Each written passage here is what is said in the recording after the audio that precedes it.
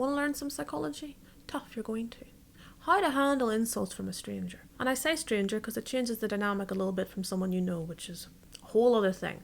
But when a stranger's been mean to you, if it's online, in the real world, whatever, generally this is more to do with them than it is you. Now, I know your parents told you that, but hear me out. Think about someone who is chronically mean to strangers as like an addiction.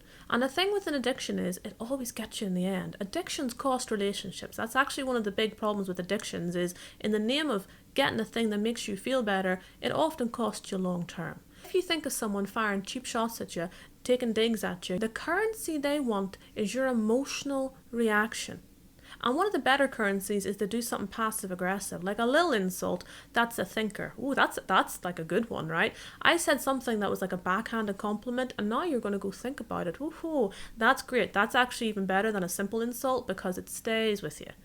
The currency is your emotional response.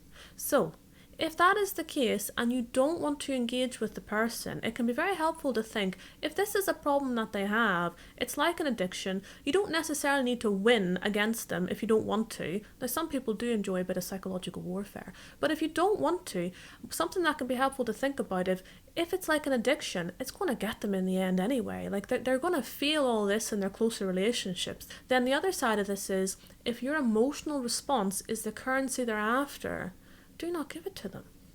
Be indifferent. Even if you don't feel indifferent, act indifferent, act aloof. Just something to think about. Okay, bye.